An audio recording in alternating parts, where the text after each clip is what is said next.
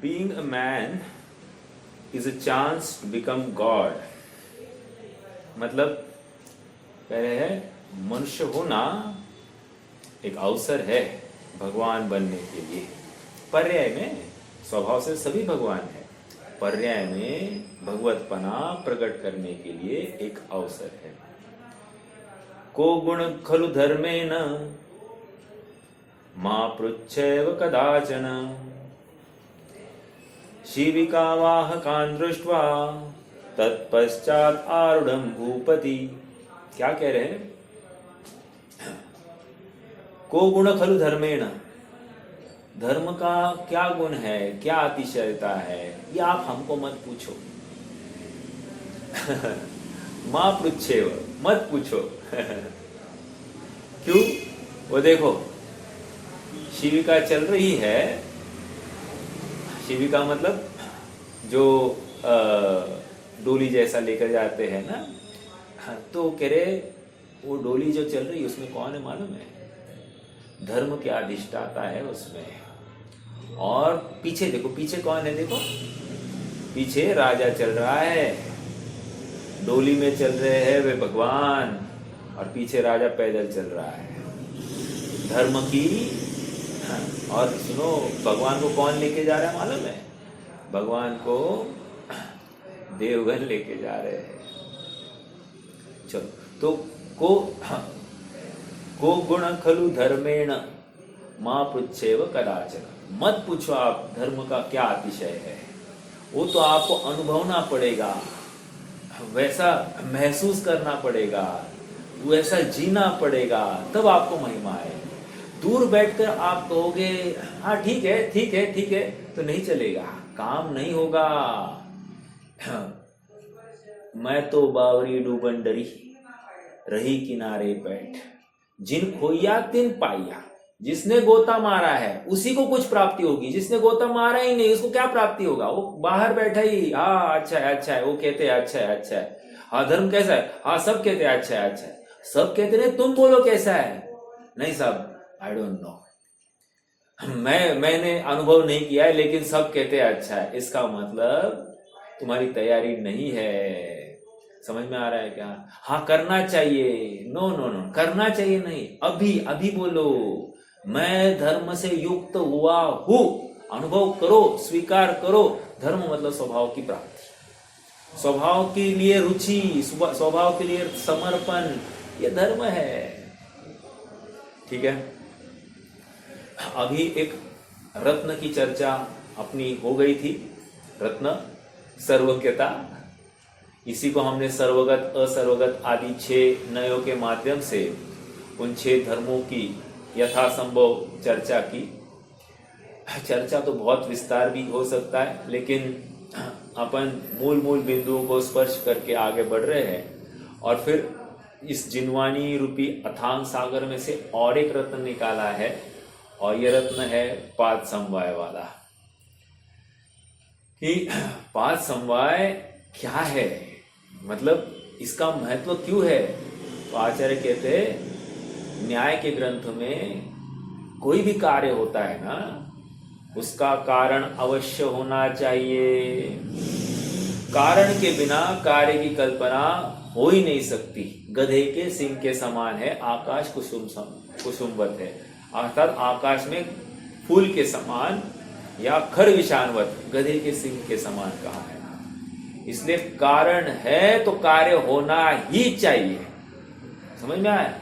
Sorry उल्टा बोला, कार्य हुआ है तो निश्चित कारण होना ही चाहिए। जैसे यहां पर बाढ़ आई है, निश्चित कहीं ना कहीं तेज बारिश हुई है। समझ में आ रहा है? यहां पर ठंड लग रही है, कहीं ना कहीं ओला वर्षा ही वर्षा है। समझ में आ रहा है? ये हमको लगाना पड़ेगा। अर्थात कार्य दिख रहा है तो कारण होना ही चाहिए। ओके, देखो, बोलिए बोलिए। जिस कार्य हुआ है तो कारण रह गए, हाँ, लेकिन इसके पीछे भी गए तो वो ये कभी खत्म होने वाली चीज नहीं है क्या? हाँ वो किसी का कार्य भी है, उसके पहले कारण भी है। अच्छा, मेरे ख्याल से आप मान लो आप ये कह रहे हैं, मतलब मैं आपको समझने की कोशिश कर रहा हूँ तो, कि आप कह रहे हैं कि आज मुझे जो कषाय हुई है, तो ये कषाय जो हुई है कोई ना कोई कारण है ना, इसमें कारण क्या है, कोई ना कोई कर्म का उदय है ना, यही कहना है क्या आपको?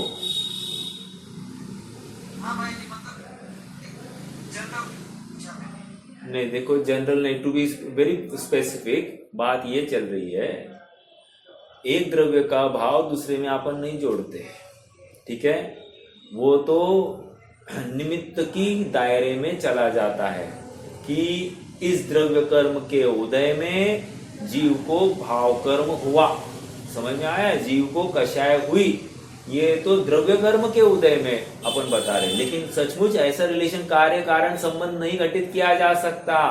कार्य कारण संबंध एक वस्तु में ही घटित होता है, समझ में आ रहा है क्या?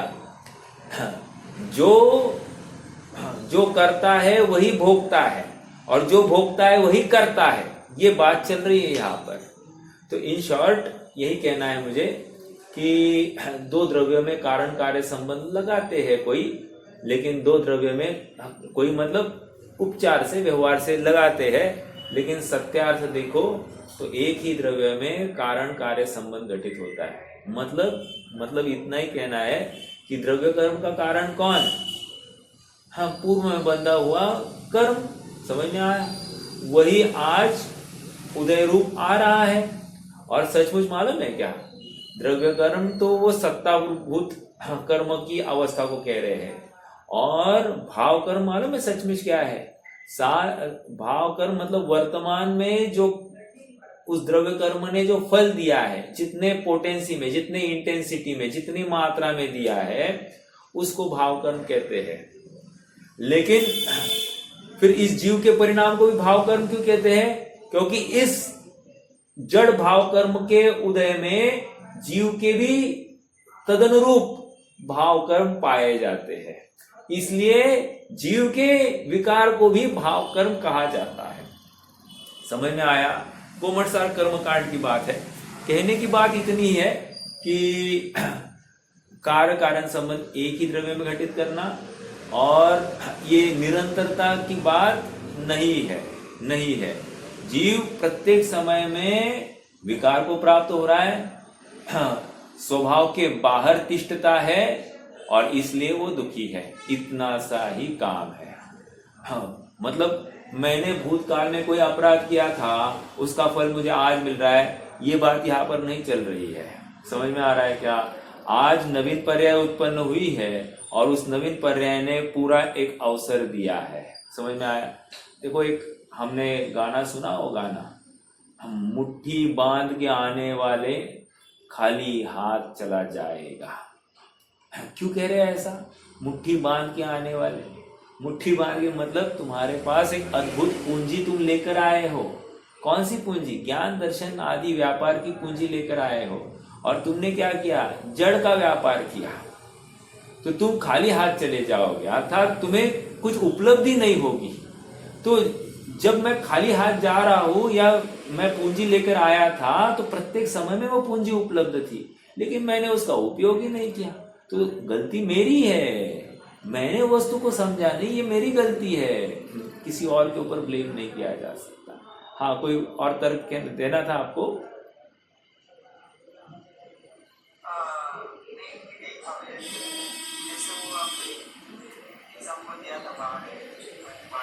हाँ हाँ हाँ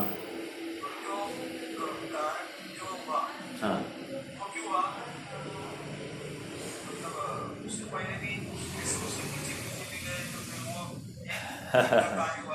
okay okay okay okay okay.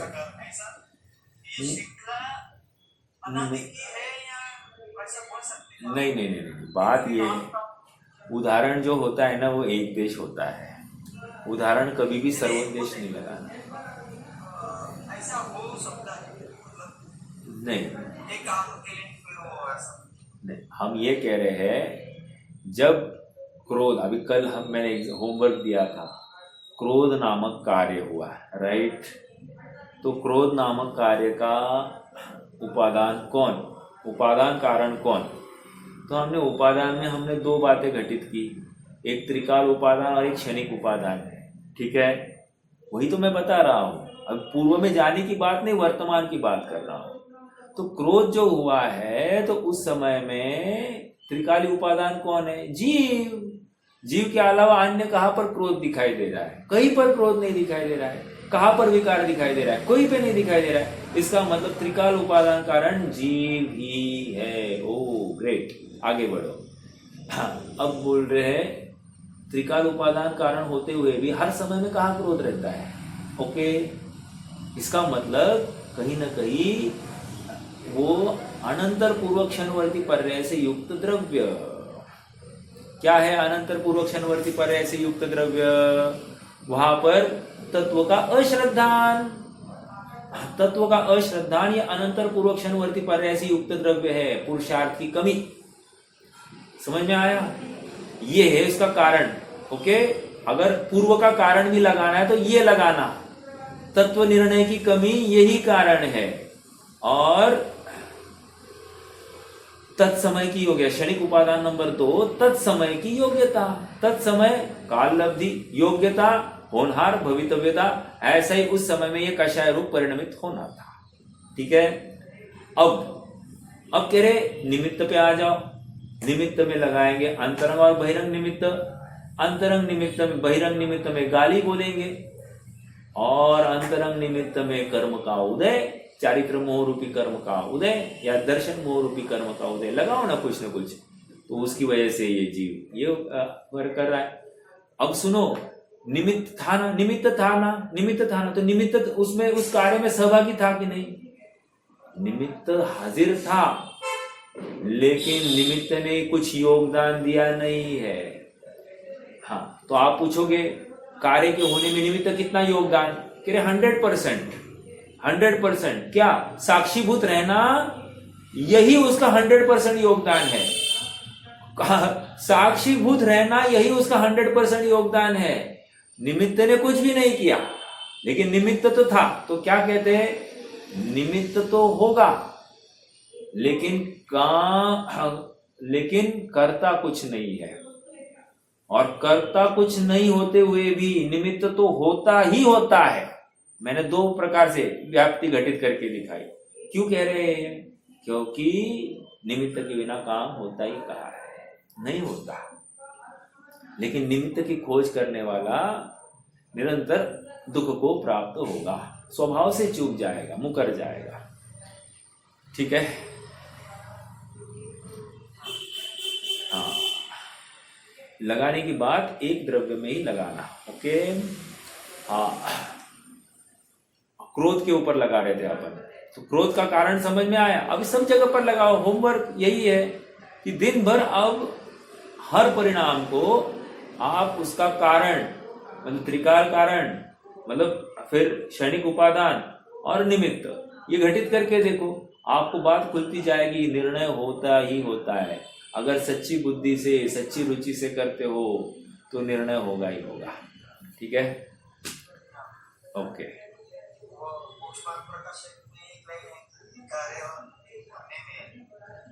अनेक कार्यों, अनेक कारण होते हैं, राइट। हाँ, कोई बताएगा एक कार्य के होने में अनेक कारण होते हैं, इसका अर्थ क्या? अनेक का अर्थ कौन बताएगा? पहले ये तो बताओ, फिर बाद में आगे बढ़ेंगे।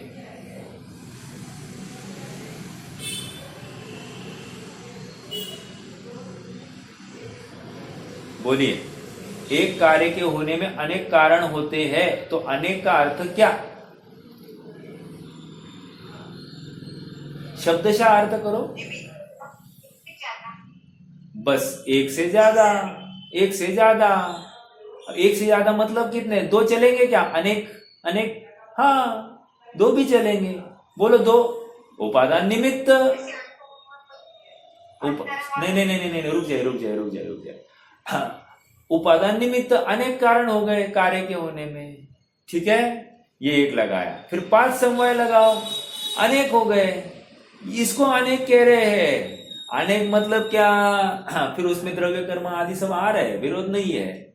लेकिन तकलीफ ये है, हम द्रव्य कर्म और संयोगों का ज्ञान कराते बैठेंगे।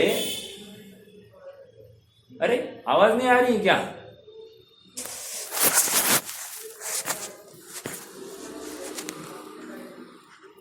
चलो ठीक है। प्रत्येक वस्तु स्वभाव से ही प्रवर्तन करती है। ये कहकर क्या किया? कोई ईश्वर करता नहीं है, यही तो सिद्ध हो रहे हैं। ये गीता के 5वें अध्याय का श्लोक है। चलो और एक देखो, और एक तर्क दिया है। न दद्यते कथ्यचित् पापम, न दद्यते कस्यचित् पापम, न दत्ते सुकृत विभो। सुकृत पुण्य, ईश्वर न पाप देता है न पुण्य देता है। अज्ञानावृत्तम ज्ञानम वह्यन्ते जंतव। अज्ञान से युक्त होता हुआ जो ज्ञान है, ऐसा ही वचन बोलता है। अर्थात कोई व्यक्ति अज्ञान से युक्त होकर ऐसे ही वचन बोलता है कि भगवान की वजह से पाप का उदय आया, भगवान की वजह से पुण्य का उदय आया, लेकिन भगवान कुछ भी नहीं करता। समझ में आया? ये फिर से अकर्तावाद की सिद्धि गीता में से हो गई। ओके, चलिए अब थोड़ा सा हम अपने प्रकरण में आ जाते हैं। कल के होमवर्क की भी चर्चा हो गई है कि क्रोध का कारण कौन। ठीक है, चलिए आ जाइए अब। अंतरंग निमित्त, हाँ बोलिए बोलिए। अंतरंग निमित्त जो कहा है ना, कर्मों का क्षय, हाँ हाँ हाँ, कर्मों का क्षय, ये स्वयं का ही पुरुषार्थ है ना, कि उपादान से ही था, नहीं नहीं नहीं उपादान की तरफ से ही नहीं, स्वयं नहीं। ही वैसा पुरुषार्थ किया है कर्मों का उपदेश। देखो आप ही कह रहे, स्वयं जीव ने पुरुषार्थ किया, तो फिर कर्मों का क्या आया इसमें? देखो, 4 घाती कर्मों के क्षय से केवल ज्ञान हुआ या केवल ज्ञान होने से 4 घाती कर्मों का क्षय हुआ? प्रश्न है आप सबसे। केवल ज्ञान होने से 4 घाती कर्मों का क्षय हुआ? नहीं ना, ऐसा नहीं ना। हमको काल की प्रत्याशक्ति दिख रही है। जिस समय में केवल ज्ञान हुआ उसी समय में कर्मों का क्षय हुआ है। ऐसा नहीं है कि कर्मों का क्षय होने के बाद में केवल ज्ञान हुआ या केवल ज्ञान होने पर इसको ये 4 कर्म मतलब घाती कर्मों का क्षय हुआ, ऐसा नहीं। हम ऐसा घटित करते हैं, हालांकि ऐसा नहीं है। कर्मों का परिणमन स्वतंत्र है, स्वाधीन है। उनका क्षय, उपशम, क्षयोपशम सब कुछ उस द्रव्य कर्म के अधीन ही है, अर्थात पुद्गल के अधीन है। जीव के अधीन कुछ नहीं है। आश्चर्य की बात है। लेकिन जब भी जीव को सम्यक तो होता है, बराबर यहाँ पर वो कर्मों का क्षय उपशम पाया जाता है, ऐसी ही बात है। तो वो जीव का सम्यक्त्व, ये कार्य जीव के पुरुषार्थ के अधीन था।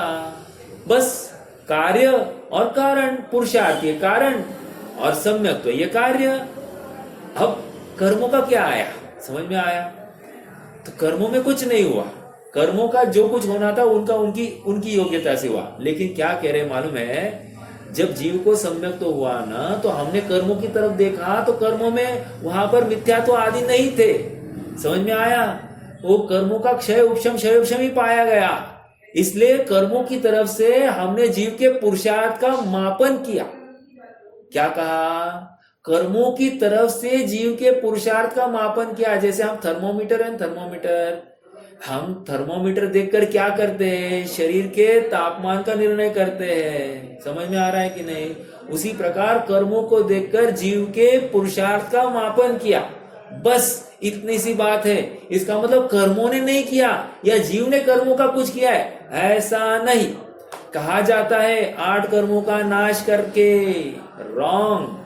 ये कौन से नए से कथन किया है? 8 कर्मों का नाश करके जीव मुक्ति को प्राप्त हुआ।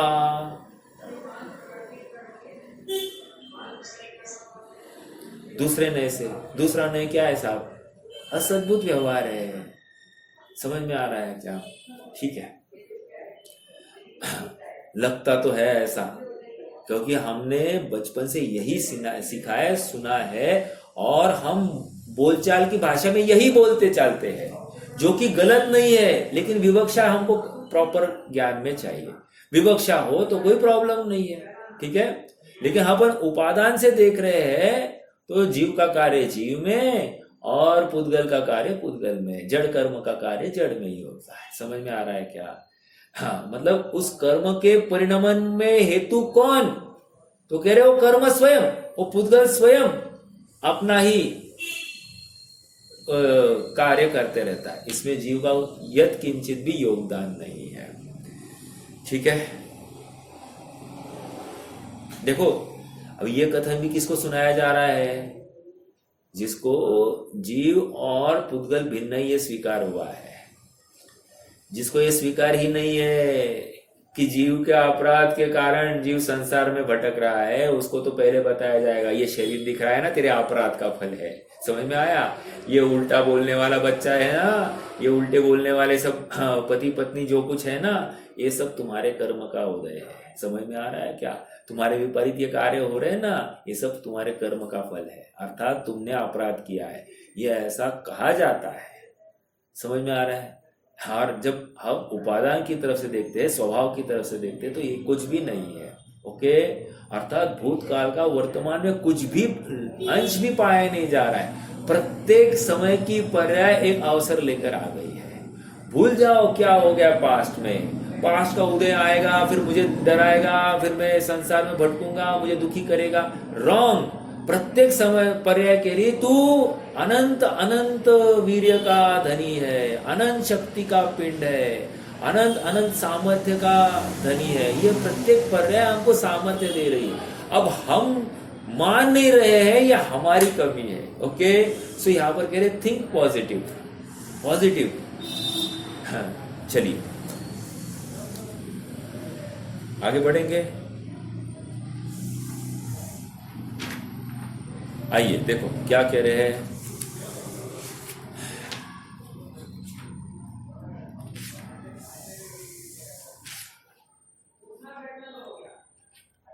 पेज नंबर 288, 288, नियति नय और अनियति नय। ठीक है, देखो क्या कह रहे हैं। आत्मद्रव्य मिल रहा है नीचे नीचे। आत्मद्रव्य नियति नय से, नियति नय कहो नियत नय से कहो, दो ही एक है। नियति नय से जिसकी उष्णता नियमित है, नियत है, ऐसी अग्नि की भांति नियत स्वरूप भासित होता है। उदाहरण के ऊपर बहुत गौर करना, बहुत इंटरेस्टिंग उदाहरण है। दोनों जगह पर अग्नि लगाई है उन्होंने, लेकिन उसमें कॉमन सेंस बहुत है। देखो, आत्मद्रव्य नियति नय से जिसकी उष्णता नियमित होती है, ऐसी अग्नि की भांति नियत स्वभाव रूप भासित होता है। हाँ ममता, अभी आप पूछ रहे थे ना, स्वभाव नय, द्रव्य नय, इसमें क्या अंतर है। अब मैं आगे ऐड करता हूँ, नियति नय में आपको क्या अंतर दिखता है सबके साथ, ये जरा विचार करना। ठीक है, आत्मद्रव्य नियति नय से जिसकी उष्णता नियमित होती है, नियत होती है, ऐसी अग्नि की भांति। नियत होती है मतलब कह रहे स्वभाव। क्या है स्वभाव? स्वभाव अतर्क गोचरा, स्वभाव में कोई चेंज नहीं पॉसिबल, क्योंकि उसको स्वभाव है, स्वभाव में कोई चेंज होता नहीं, परिवर्तन होता नहीं है, स्वभाव वैसे का वैसा। प्रश्न है अग्नि का स्वभाव क्या? तो कहा साहब उष्ण। चलो ठीक है, आज उष्ण है या भूतकाल में उष्ण थी? आज जितनी उष्ण है उतनी भूतकाल में उष्ण है, या पहले कम थी आज ज्यादा हो गई? चलो, आज अग्नि की उष्णता मान लो x डिग्रीज है, भविष्य में कितनी होगी? एक काल अपेक्षा हमने नक्की किया कि भाई काल अपेक्षा अग्नि तीनों कालों में एक समान ही स्वभाव वाली है, कुछ भी चेंज नहीं है। ओके, अगला प्रश्न, क्षेत्र अपेक्षा देखो अग्नि कहाँ कहाँ ठंडी दिखती है? कहीं नहीं, सब जगह पर उष्ण नहीं है। समझ में आया? तो क्षेत्र अपेक्षा भी अग्नि के स्वभाव में कोई चेंज नहीं होता है। तो कह रहे हैं जब क्षेत्र अपेक्षा कोई परिवर्तन नहीं, काल अपेक्षा कोई परिवर्तन नहीं, और अग्नि अग्नि रूप ही रही है, अग्नि पानी रूप हुई नहीं है, इसका मतलब अग्नि ने अपने स्वभाव को छोड़ा नहीं, अर्थात अग्नि का स्वभाव नियत। ओके, जिस प्रकार हमको ये स्वीकार हो रहा है कि अग्नि का स्वभाव नियत ही है, हमको कभी शंका होती है क्या कि आग में हाथ डाल के देखिए जरा गर्म है क्या? ऐसा हमको होता है क्या? नहीं होता है। क्यों नहीं होता है साहब? हमको स्वभाव की खबर है, अग्नि गर्म ही है, कोई चैलेंज नहीं है इसमें। और छोटे बच्चे को भी स्वीकार है कि हाँ है, हाँ बोलता है हाँ बोलता है, मतलब क्या? उसको भी स्वीकार है, अग्नि गर्म ही है। ऐसा अग्नि का स्वभाव है, और ये स्वभाव त्रिकाल स्वभाव है, सर्वगत स्वभाव है। सर्वगत मतलब सभी क्षेत्रों में भी ऐसा ही स्वभाव है। जब अग्नि का स्वभाव कभी परिवर्तित नहीं होता, कभी चेंज नहीं होता, तो प्रत्येक द्रव्य का स्वभाव भी ऐसा ही होना चाहिए। हाँ, ऐसा ही होना चाहिए। न्याय है, ये न्याय है। एक वस्तु का स्वभाव अगर 3 काल में बदलता नहीं, तीनों क्षेत्रों में बदलता नहीं, अग्नि का स्वभाव नॉन चेंजेबल, बदलता नहीं है। जब अग्नि का स्वभाव बदलता नहीं है, तो इस न्याय से जगत की जितनी वस्तुएं हैं उनका भी स्वभाव बदलना नहीं चाहिए। बिल्कुल सही, उनका भी स्वभाव बदलता नहीं। जगत की सभी वस्तुओं में मेरा आत्मद्रव्य भी एक वस्तु है। हाँ साहब, एक वस्तु है, तो मेरा भी स्वभाव बदलना नहीं चाहिए। बिल्कुल सही है, आपका भी स्वभाव बदलता नहीं है। निष्कर्ष, मैं नियत स्वभाव वाला हूं, ऐसा मेरा स्वभाव ही है। अर्थात नहीं बदलना, वैसे का वैसा बना रहना, ये मेरा नियत स्वभाव है। इस नियत स्वभाव को यह आत्मवस्तु त्रिकाल में छोड़ती नहीं है।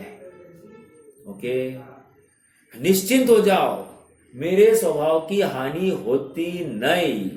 अरे निगोद अवस्था में भी गया, पर्यायगत योग्यता में पर्याय नामक ज्ञान रहा, अक्षर के अनंतवे भाग ज्ञान रहा, लेकिन सुनो, योग्यता में इतनी ही सामर्थ्य उस निगोदावस्था में पड़ी है।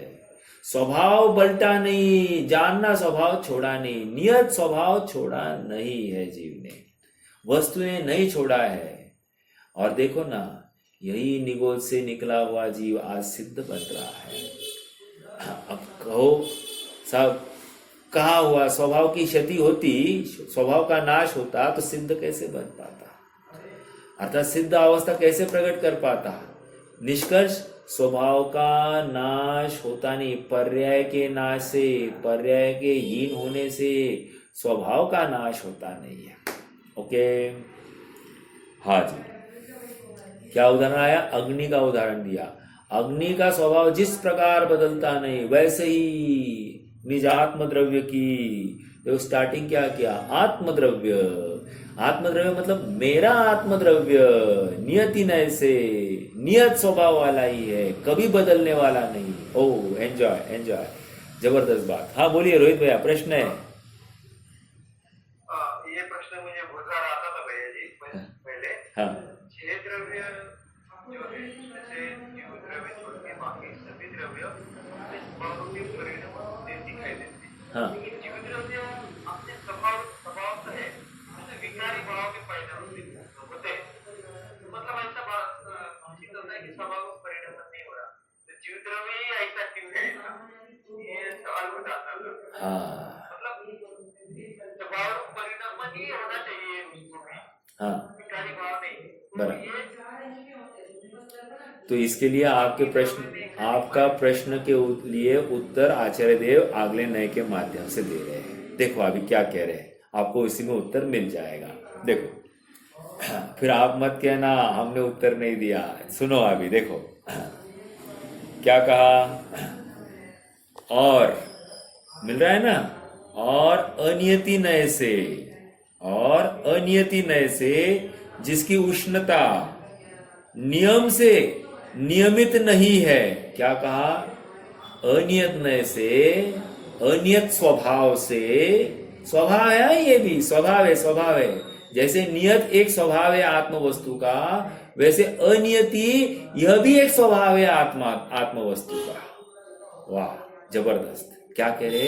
अनियति नय से कहा गया भाई, और अनियति नय से जिसकी उष्णता नियत से नियमित नहीं है, अर्थात निश्चित नहीं है उष्णता किसकी, ऐसे पानी की भांति। जबरदस्त। पानी को गर्म किया है, हम चाहते हैं कि पानी की गर्मी नियत रहे, पॉसिबल है या नहीं है? प्रश्न है। आप कह रहे थे सभी द्रव्यों का स्वभाव नियत दिखाई देता है, एक जीव का ही अनियत दिखाई देता है। आप बताओ साहब, पानी की गर्मी ये नियत स्वभाव है या अनियत स्वभाव है? हाँ, समझ रहा है, अनियत स्वभाव है। आचार्य देव ने आपके मन की बात को पकड़ लिया। कह रहे अनियत स्वभाव है।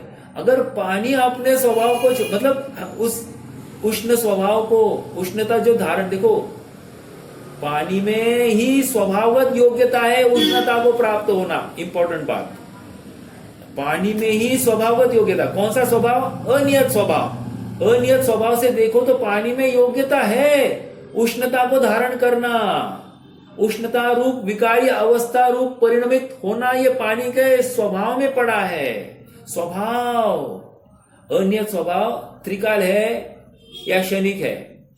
अनियत स्वभाव आत्म वस्तु में या पानी में त्रिकाल है या क्षणिक है?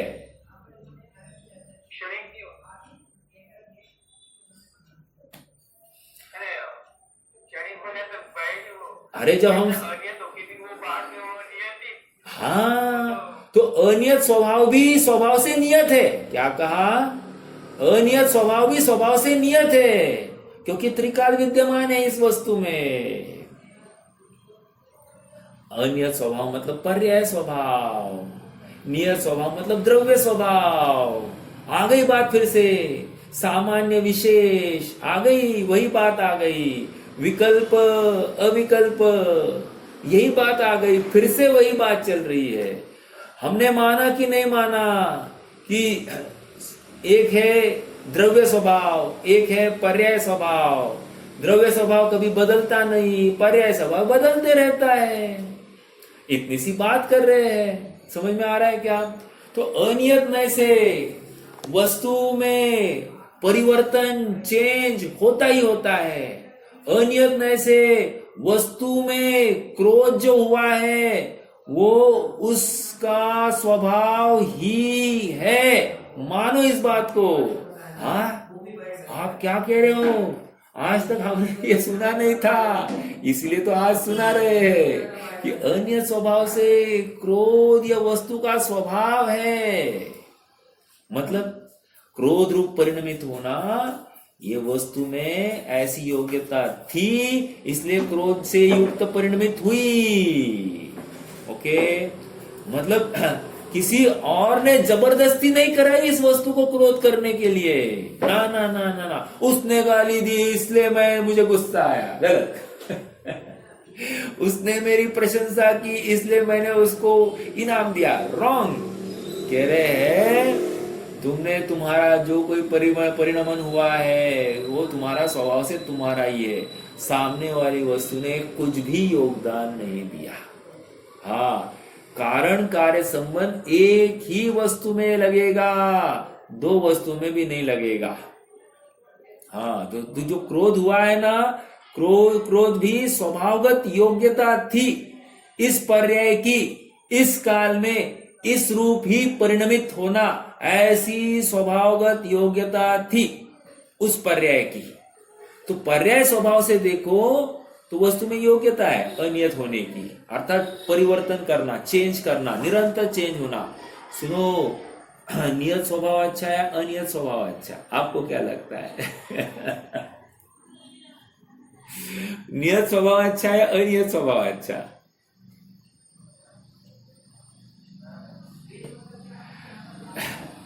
हम स्यादवादी है साहब। हाँ,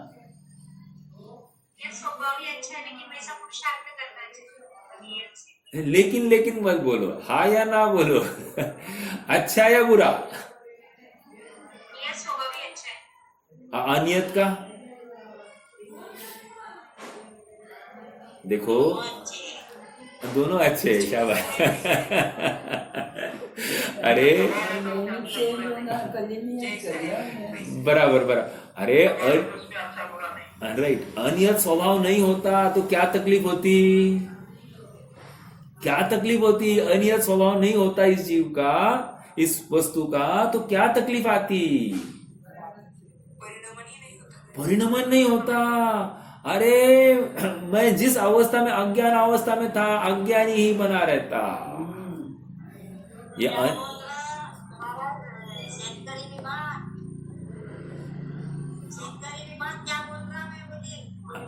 अरे मैं यहाँ पर अनियत स्वभाव सुना रहा हूं, आप शेतकरी विभाग का सुना रहे हैं हमको। क्या बात है। अरे पूरा फोकस करो, कोई आया गया छोड़ दो। क्या चल रही बात? बात ये चल रही है, अनियत स्वभाव से वस्तु का इतना भला हुआ है कि आज कोई विकारी पर्याय हुई है, अगले समय में वो विकारी पर्याय नहीं रहेगी। अगले समय में नवीन अवसर है नियत स्वभाव का आश्रय करने का, इसी अनियत स्वभाव को, और वो निहाल हो जाए, सुखी हो जाए, कोई प्रॉब्लम नहीं है। समझ में आ रहा है क्या? अनियत स्वभाव हमको हर समय में अवसर दे रहा है। और क्रोध हुआ इसलिए बहुत खेद युक्त होना कोई बड़ी बात नहीं। अपराध हुआ है, सप्तव्यसनी हुआ मैं, तो सप्तव्यसन हुआ इसलिए हताश हो गया, अब मैं कुछ नहीं कर सकता। नहीं नहीं नहीं नहीं नहीं, कह रहे हैं हर समय में तुम्हारे पास एक अवसर है। ये अनियत स्वभाव तुम्हारे लिए अवसर लेकर आया है। Take it, grab it. समझ में आया? उसका दोनों हाथों से आलिंगन करो और तुम्हारा निहाल कर लो। हाँ, वस्तु ने, प्रकृति ने तुम्हारे लिए ये तोहफा लाया है। प्रकृति के इस तोहफे को तुम्हें धुतकारना नहीं चाहिए। उदाहरण की ओर ध्यान देना। अग्नि की उष्णता नियत, पानी की उष्णता अनियत। ए पकड़ में आया क्या? अग्नि की उष्णता नियत, पानी की उष्णता अनियत। दोनों जगह पर उष्णता ही ली है, लेकिन एक उष्णता नियत बताई, एक उष्णता अनियत बताई। क्यों? क्योंकि अग्नि अपने स्वभाव को छोड़ती नहीं, नियत स्वभाव है, और पानी अपने उष्ण स्वभाव को छोड़ता ही छोड़ता है अनियत स्वभाव के कारण। अगर अनियत स्वभाव नहीं होता तो हमको गर्म पानी ही पीना पड़ता, लेकिन ये कह रहे हैं रुको थोड़ा देर। स्वभाव उस पानी में ऐसी योग्यता है कि अपने अनियतता को छोड़ती हुई वो उष्णता को भी त्यजती है, ये अनियत स्वभाव के कारण। और बस इसकी वजह से मैं शीतल ठंड जल पी सकता हूं। ओके, कितनी बड़ी बात है। उसी प्रकार वर्तमान कषाय को मत देखो, वर्तमान कषाय की तीव्रता को मत देखो। कालांतर में मैं भी नियत स्वभाव का आश्रय लेकर ये पर्याय भी निहाल हो जाएगी। समझ में आ रहा है? तो अनियत स्वभाव हमको निरंतर अवसर दे रही है, इसलिए इसका लाभ उठाना। देखो अनियत स्वभाव, अनियत स्वभाव क्या कह रहा है? नथिंग इज परमानेंट, सब विला जाने वाला है। आज जो धन दौलत मैं कमाने के लिए मस्त हूँ, ये सब मिट्टी होने वाली है, साफ। अनियत स्वभाव हो रहा है, कुछ नहीं। सर्वम क्षणिकम, सब क्षणिक है, सब नाशवंत है। अनियत, अनित्य। समझ में आया? अनियत कहो, अनित्य कहो, नाश छूटने वाला है। एक अनियत स्वभाव ये कह रहा है ये गुणस्थान आज मेरा प्रथम गुणस्थान है, चौथा गुणस्थान है, वो हमेशा नहीं रहने वाला, इसका नाश होने वाला है, चेंज होने वाला है। अनियत स्वभाव, अनियत स्वभाव, अनियत स्वभाव। अरे मात्र ये जीव समास, ये अवगान है, आज जो अवगान है, आज जो सुंदर रूप है, गया काम से, ये सब जाने वाला है, सब जाने वाला है। अनियत स्वभाव बता रहा है, निरंतर बदलने वाला है। देखो मैं अभी थोड़ा सा असमान जाति द्रव्य पर्याय की अपेक्षा बात कर रहा हूं, आप समझना। क्यों? इसी में तो अटका है, इसलिए ये समझाना पड़ रहा है। हाँ बोलिए रोहित भैया, प्रश्न है क्या कुछ?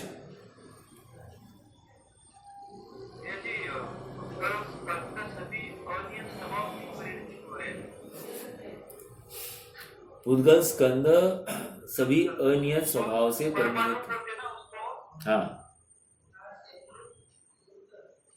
देखो ऐसा है पुद्गल ने अपने स्वभाव को छोड़ा कि नहीं छोड़ा, प्रश्न है आप सबसे।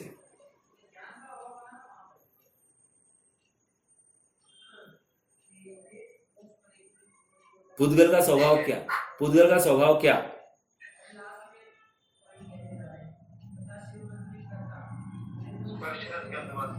खत्म। उसने अपने स्पर्श रस गंध वर्ण को छोड़ा कि नहीं छोड़ा?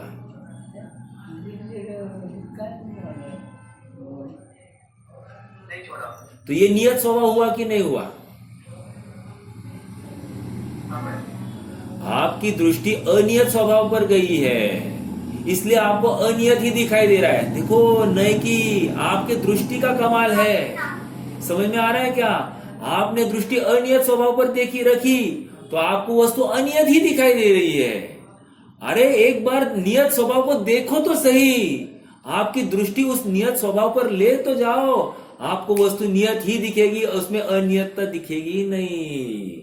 और ये काम किसको करना है? उस अनियत पर्याय को करना है। आश्चर्य की बात, उस अनियत पर्याय को ही करना है, एक समय की जो अगले समय नाश को प्राप्त होने वाली, उसको ऐसी दृष्टि करनी है।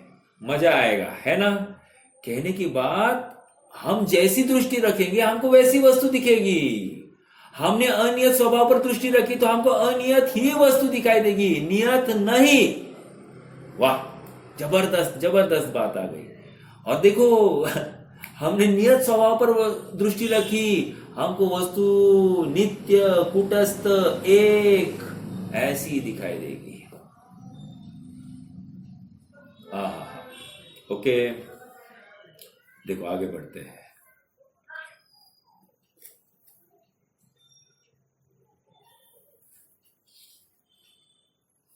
क्या कह रहे हैं? जिस प्रकार, नीचे लास्ट पैराग्राफ, जिस प्रकार उष्णता अग्नि का नियत स्वभाव है, उसी प्रकार भगवान आत्मा का, शब्द देखो ना, भगवान आत्मा, मात्र आत्मा नहीं कह रहे, मेरे भगवान आत्मा की बात चल रही है। भगवान आत्मा का चैतन्य भाव, ज्ञान स्वभाव, नियत स्वभाव है। मैं ज्ञानानंद स्वभावी हूँ, मैं ज्ञानानंद स्वभावी हूँ। क्या कह रही है? नियत स्वभाव है। बार बार रटो, आपने ज्ञानानंद स्वभाव का निर्णय करो। मात्र गाने के लिए, भगवान के सामने चिल्ला पुकार करने के लिए नहीं है, ढोल ढमक बजाने के लिए नहीं है, थिरकने के लिए नहीं है। भगवान के सामने नाचकर हम कोई बड़ा तीर नहीं मारने वाले। समझ में आ रहा है क्या? अरे जीव मर रहे अपने पैर के नीचे, हम तांडव नृत्य कर रहे हैं। अहिंसा के दरबार में हिंसा करना योग्य नहीं है। क्या कह रहे हैं? जिस प्रकार उष्ण अग्नि का नियत स्वभाव है, उष्णता अग्नि का नियत स्वभाव, उसी प्रकार भगवान आत्मा का चैतन्य भाव, ज्ञानानंद स्वभाव, नियत स्वभाव है। और जिस प्रकार उष्णता पानी का अनियत स्वभाव है, उसी प्रकार राग द्वेष मोह रूप अथवा मति ज्ञान आदि रूप परिणत होना आत्मा का अनियत स्वभाव है। क्या कह रहे? नोट दीज वर्ड्स, मति ज्ञान आदि रूप होना, राग द्वेष मोह रूप परिणमित होना, ये इसको अंडरलाइन करो, ये मेरा स्वभाव है,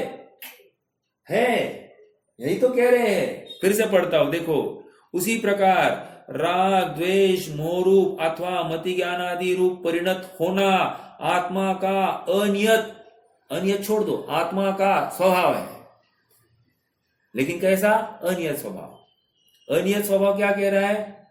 चेंज चेंज चेंज, परिणमन, बदला जा सकता है, बदल पॉसिबल है, बदल होता ही होता है। समझ में आ रहा है क्या? अनियत स्वभाव। अगर ये अनियत स्वभाव नहीं होता तो कौन पुरुषार्थ करता? अनियत स्वभाव नहीं होता तो सुखी कौन होना चाहता? जो जहां पर है वही सुखी माना जाता। समझ में आ रहा है क्या? अनियत स्वभाव के माध्यम से ही सुधार के अवसर खड़े होते हैं। अनियत स्वभाव ही हार को पचाने में हमको प्रेरणा देता है। सपोर्ट करता है। अनियत स्वभाव ही अनुकूलता में गाफिल नहीं होना, इसके लिए हमको मार्गदर्शन करता है। समझ में आ रहा है क्या? होकर सुख में मग्न न फूले, दुख में कभी न घबरावे, पर्वत नदी स्मशान भयानक, अटवी से नहीं भय खावे, रहे अड़ोल अकंप निरंतर, यह मन दृढ़तर बन जावे। ये मन के दृढ़तर बनाने की भावना क्यों है? क्योंकि अभी दृढ़ नहीं है, ये मान रहा है, तभी तो दृढ़तर करने की बात कर रहा है। उसका डिग्री चेंज की ना, दृढ़ नहीं कहा, दृढ़तर और दृढ़तम, सुपरलेटिव, कंपैरेटिव और पॉजिटिव जो कुछ है, तो कह रहे डिग्री चेंज की है। डिग्री चेंज की इसका मतलब अभी नहीं है, तभी तो मान रहे कि आपने वो बढ़ाना है। ये कब पॉसिबल, ये कहना भी कब पॉसिबल है? जब मुझे स्वीकार है अनियत स्वभाव है मुझ में, तभी तो सुधार के अवसर पाए जाएंगे। ओके, ये स्वीकार करो। आज की पर्याय है, ये फाइनल पर्याय नहीं है। आज की अवस्था है, ये फाइनल अवस्था नहीं है। ये दुख भरी दास्तान आज है इसलिए हमेशा रहेगी, ऐसा नहीं है। इस दुख भरी दास्तान को साफ करने का, मिटाने का अपने पास एक अवसर है।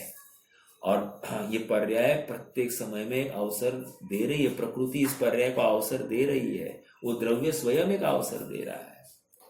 ठीक है, आइए आगे बढ़ते हैं। महत्वपूर्ण बात आई, मोह राग द्वेष अथवा मति ज्ञान आदि रूप परिणत होना आत्मा का अनियत स्वभाव है। मति ज्ञान आदि रूप मतलब क्या कहना चाह रहे? केवल ज्ञान रूप परिणमित होना, ये कौन सा नियत स्वभाव है, अनियत स्वभाव है? कौन बताएगा?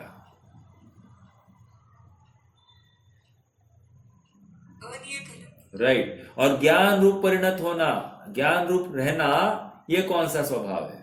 नियत या अनियत? नियत। ये पकड़ में आ रहा है क्या? हाँ, नियत कहो तो मात्र ज्ञान, अनियत कहो तो उसके विशेष मति श्रुत अवधि मन पर्य विभम या कुमति कुश्रुत सब ले लो। सब रूप परिणत होना ये अपना स्वभाव है, अनियत स्वभाव। ठीक है,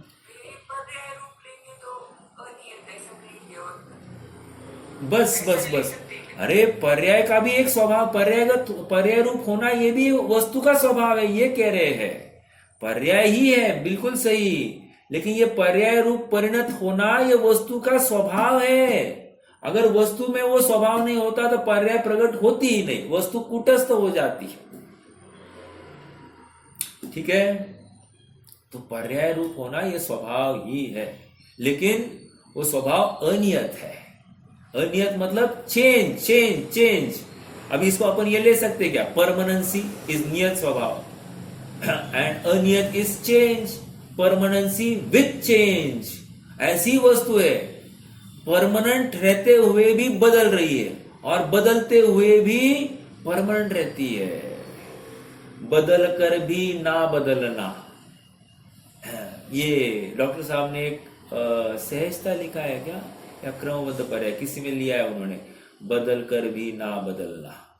तो जो प्रत्येक समय बदल रहा है लेकिन एक क्षण के लिए आज तक बदला नहीं है, ऐसी वस्तु मैं हूं। ओके,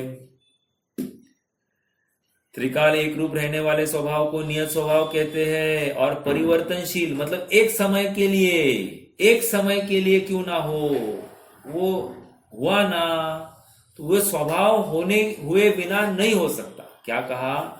ऐसा वस्तु का स्वभाव उस समय में हुए बिना वस्तु उस रूप परिणमित नहीं हो सकती। अब कोई इसमें से